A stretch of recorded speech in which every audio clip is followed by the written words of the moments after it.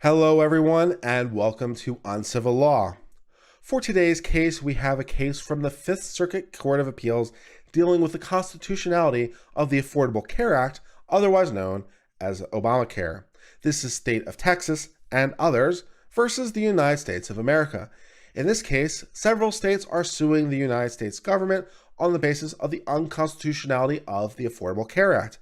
Specifically, that when Congress changed the law to make the fine for not compliance $0, it lost its authority to regulate under tax authority, and therefore the act is now unconstitutional. So we're going to read the decision from the Court of Appeals for the Fifth Circuit. Let's get started with this. The Affordable Care Act is a monumental piece of healthcare legislation that regulates a huge swath of the nation's economy and affects the healthcare decisions of millions of Americans. None of the policy issues are before the court, and for good reason. Courts are not institutionally equipped to address them. The issues are far better left to other two branches of government. The questions before us are far narrower, questions of law, not policy. Those questions are, first, is there a live case or controversy, even though the federal defendants have conceded many aspects of the dispute? Second, do plaintiffs have standing? Third, if they do, is the individual mandate unconstitutional? Fourth, if it is, how much of the rest of the act is inseverable, that means not separatable, from the individual mandate? So here the court is saying there's several issues. There's an issue of standing. Can these people actually bring the complaint at all? There's the issue of the unconstitutionality of the individual mandate provision, and assuming that provision is unconstitutional, can the provision be severed from the rest of the law? It talks about severability. When you strike one part of the law out, does the whole law get struck down or only parts of it? If so, which parts? So those are the questions the court is trying to figure out. Since the individual mandate is the provision that is being challenged in this, the court is going to discuss a little bit about what the individual mandate is. The individual mandate was designed to lower insurance premiums by broadening the insurance pool. The individual mandate thus serves as a counterweight to the protections for pre-existing conditions, which push riskier, costlier individuals into the insurance pools. Under the protections for consumers with pre-existing conditions, if there were no mandate, there would arguably be adverse selection problem. Many individuals would, in theory, wait to purchase health insurance until they needed the care. So here they're pointing out one of the problems from saying that there are no pre-existing conditions. If there are no pre-existing conditions, then you can buy health insurance at any time, which means you can buy it after you got sick, which then doesn't really become insurance because you haven't paid into the pool for all the things that didn't happen. You know, I buy car insurance every month regardless of whether my car gets in an accident or not. And so that is a problem. And so one of the ways they solved this problem, or attempted to solve the problem, was through the individual mandate. So they're going to say, well, you can't wait to decide whether to buy it or not. You must buy it. And that way, everyone has to buy it, and therefore it's more like insurance. It's not optional insurance, but it's more like insurance in that everyone is in, sick or healthy, and therefore the whole thing can balance out like insurance kind of tries to do in most kinds of insurance contexts. The Affordable Care Act's opponents took their cause to the courts in a series of lawsuits, some of which reached the United States Supreme Court. In fact, I was there for that decision when they announced it from the bench. I was there in the Supreme Court. Must say, it was pretty cool to be there in person. Particularly relevant here, the court, in the case of NFIB, upheld the individual mandate. That was the one I was there for. Through a fractured voting and shifting majorities explained more later in the opinion, this court decided that the individual mandate could be read as a tax on individual decisions not to purchase insurance, which is a constitutional exercise of Congress's taking powers under the Constitution. The court favored this tax interpretation to save the provision from unconstitutionality. Reading the provision as a standalone command to purchase insurance would have rendered it unconstitutional. This reading could not have been justified under the Commerce Clause, and thank God for that, finally some limits to the Commerce Clause, Lord have mercy, because it would have done more than regulate commerce. It would have compelled individuals to enter commerce in the first place. It's nice to know the Supreme Court is finally finding some limits to the interstate commerce doctrine. Of course, I'm famous for not being a fan of Wickard, which is one of the reasons that it's gone as far as it has, but yeah, you must buy something is not really regulation of commerce, and I think the court was correct to say so. In December 2017, after the court decision noted above, the Affordable Care Act's opponents achieved some legislative success. As part of the Tax Cuts and Jobs Act, Congress set the shared responsibility payment, the amount a person must pay for failing to comply with the individual mandate, the lesser of 0% on household income or $0 effective of January 2019. If you're wondering why they wrote it that way, it's because originally those had been different dollar amounts, right? It was a percentage or a fixed dollar amount, and they just lowered both to zero. So, basically it says the same thing twice, but that's because they were amending two different provisions. So that's why. 2 months after the shared responsibility permit was set at $0, the plaintiffs here, 2 private citizens and 18 states, filed a lawsuit against the United States. The plaintiffs argued the individual mandate was no longer constitutional because the case of NFIB rested on the individual mandate's constitutionality exclusively on a reading of the provision as a tax, and the amendment undermined any ability to categorize it as a tax because the provision no longer generated revenue, which was a requirement for a tax. So there were multiple different theories. The Supreme Court was being asked to consider why it's valid. They said it wasn't valid because of Commerce Clause. They said it wasn't valid because of other things, but they did say it was valid because of tax authority. But here they're saying there's no money, so there's no tax. So it's not a tax. So therefore the entire logical underpinning is gone. That's the logical argument. Let's read on. The federal defendants agreed with plaintiffs that once the shared responsibility payments was reduced to $0, the individual mandate was no longer constitutional. They also agreed the individual mandate could not be severed from the statute. Unlike the plaintiffs, however, the federal defendants contend in district court that those provisions could be severed from the act. Driven by the decision not to fully defend, 16 states intervened. So here, the federal government changed positions because it changed administrations in between the time the lawsuit was filed and the time it was brought on appeal. So at appeal, the federal government, which was under a different administration, basically said in so many words, we're not going to fight the case. And so a bunch of states sued or asked for permission to intervene, to ask for permission to basically defend, even though the government wouldn't, and they were given some sort of permission to intervene. So now it's a bunch of states versus a bunch of states.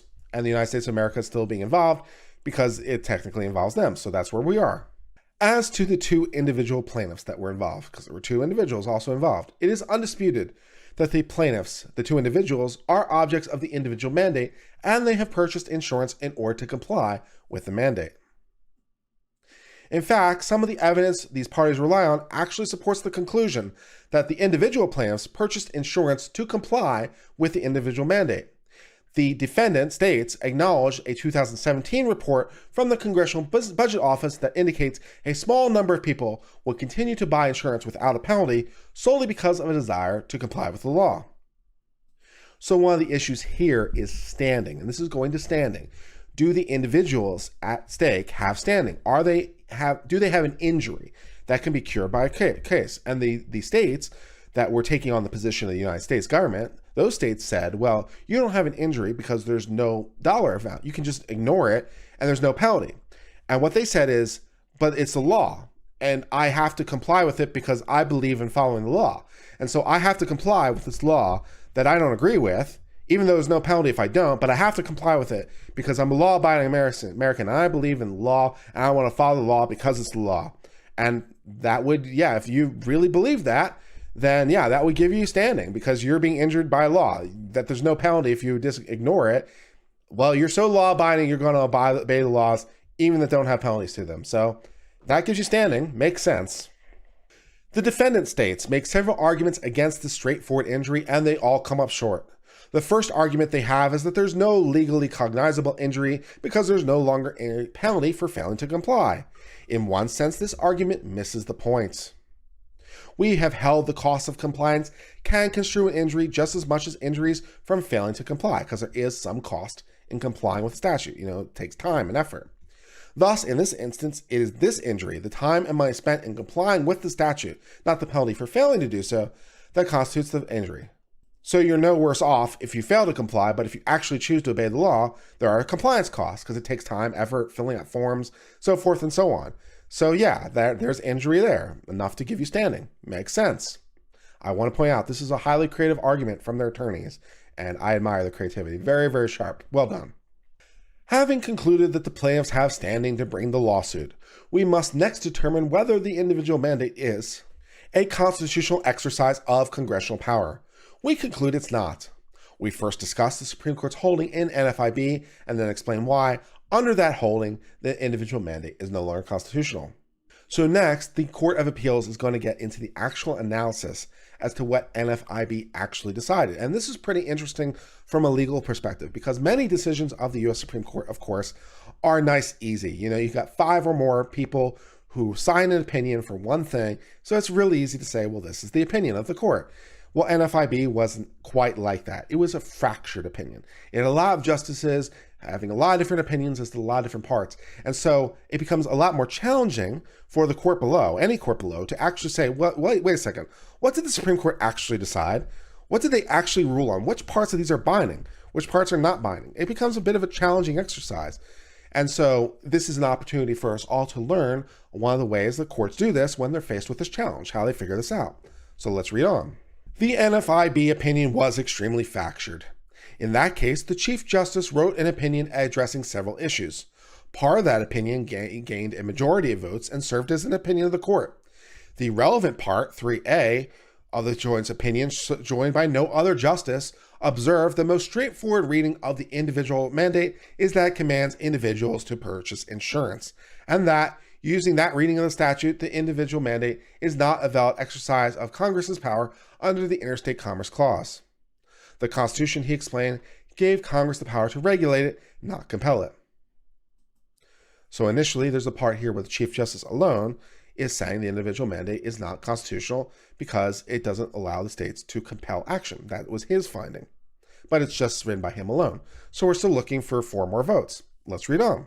Though no other justices joined this part of the opinion, the joint dissent, joined by Scalia, Kennedy, Thomas, and Alito, reached the same conclusion on the Interstate Commerce Clause and Necessary and Proper Clause questions. A majority of the court therefore concluded that individual mandate is not constitutional under either one. So here you have 2 opinions which the court below are saying the exact same thing, or roughly enough the same thing that we could combine the vote. Over here we have the Chief Justice saying alone the individual mandate is not constitutional because it doesn't flow under Commerce Clause. And then we have 4 other people in a separate opinion saying the same thing. So the court says, aha, I have counted to 5. And I found 5 justices who say this is not valid because it is not valid under Interstate Commerce Clause. So that makes it an opinion of the court. I can rely on that. Great. Let's move on. In Part 3B, again joined by no other justice, the Chief Justice concluded that because an individual mandate found no constitutional footing in the interstate commerce or necessary and proper clauses, the Supreme Court was obliged to consider the federal government's argument that, in exercise of constitutional avoidance, the mandate could not be read as a command, but an option to purchase insurance or pay a tax. This option interpretation of the statute could save the statute from being unconstitutional, as it would be justified under Congress's taxing power. So there were 2 alternate arguments that were possible, the Necessary and Proper Clause and the Commerce Clause. Now, we already said that didn't work there, but there is this idea of the tax authority. Is it a tax authority? And Chief Justice Roberts said, yeah, it can be viewed as a tax authority. And I would like to point out for what it's worth that this conclusion was deeply controversial and is controversial in many conservative circles. There are many conservative circles who believe that this is not a proper interpretation. And it took me a good 3 weeks after this was decided for me to agree that Roberts was right. I initially agreed with the conservative consensus. But at this point, I think that it's fair to say the conservative consensus is against this. But I think in the end, Roberts was right. It's something that is, if you don't do this, you have to pay this fine. It's a tax. It's a strange kind of tax. It's set up weird. But, it goes through, you have to show things on your IRS tax forms. You have to show these things to be exempt from it. So you can view it as a tax. And, there are other kinds of taxes that you can be exempt from by doing certain things. There are, all kinds of federal programs that you can opt into that will lower your federal taxes. These are credits or, or otherwise. So, you don't have to build solar panels on your house, for example. But if you do, the government will lower your tax burden. So you could view that as, there's a fine if you don't build solar panels. Now, most people wouldn't view it that way. They wouldn't view it as a fine if you don't pay solar panels, but you could view it that way. And the fine will be reduced or eliminated if you put in solar panels. Normally you think of it as a tax credit, tax incentive, but the logic of it is kind of exactly the same. Either way, your burden is being reduced by your voluntary action. In one case, buying the mandate, or in one case, building solar panels. And those are, of course, just 2 random examples to pick out of the air, but, the principle holds. So for me, I buy this argument from Roberts. I think it was a reasonable decision to view it as taxing authority. In Part 3C, the Chief Justice, writing for a majority of the court, note a different majority, different 5 people, joined by Ginsburg, Breyer, Sotomayor, and Kagan, undertook the inquiry of determining whether it was fairly possible to read the individual mandate as an option and save the constitutionality. Chief Justice Robert reasoned the individual mandate could be read in conjunction with a shared responsibility payment in order to shave it from individual mandate from unconstitutionality. Read together with a shared responsibility payment, the entire statutory provision could be viewed as a legitimate exercise of the taxing power. Now that shared responsibility payment amount is set at zero, the provision saving construction is no longer available. The four central attributes that once saved the statute because it could be read as a tax no longer exist. Because the provision no longer produces revenue, it necessarily lacks three other characteristics that once rendered it a tax. Because these four critical attributes are now missing from the shared responsibility payment, it is, in the words of the state plaintiffs, no longer fairly possible to save the mandate's constitutionality under Congress's taxing power. As the state plaintiffs, the individual plaintiffs, and the federal defendants point out, the Supreme Court has already held the most straightforward reading of the individual mandate, which emphatically demands that individuals shall buy insurance, is a command to purchase health insurance. The court then concluded that the commands lack constitutional justification. The zeroing out of the shared responsibility payment does not render the provision any less of a command. So that is the end of the Court of Appeals case from the state of Texas and others versus United States of America. In this case, we learned about the individual mandate provision of the Affordable Care Act, otherwise known as Obamacare. And we learned that the tax had been set to zero by congressional action. But in doing so, it undermined the logic of the NFIB case, which was based on the taxing authority. And because that underlying pinning had been removed, the constitutional justification for it evaporated, and as a result, therefore, it is no longer valid. This seems valid to me. I would agree that the Affordable Care Act cannot be properly viewed as a proper regulatory viewing under the Commerce Clause. Commerce Clause cannot and should not go that far, nor can it be viewed as necessary and proper clause. The tax authority, which is a disputed provision among conservatives for sure, does seem to be a proper view, but when you set the tax to zero, it's no longer left, and so therefore it is invalid. There is the remaining question, however, as to which parts are invalid. The individual mandate is unconstitutional, but there is the issue of severability. Which parts of the statute, if any, can survive? And as to that aspect, the Court of Appeals has sent it back down to the lower court for further findings as to the severability issues, because they're going to be extremely fact-specific as they try to analyze which parts of statutes can be separated from others. And so we will see what parts remain. It's going to be an interesting long slog if it goes back down to the district court for those findings, and we will see what happens next.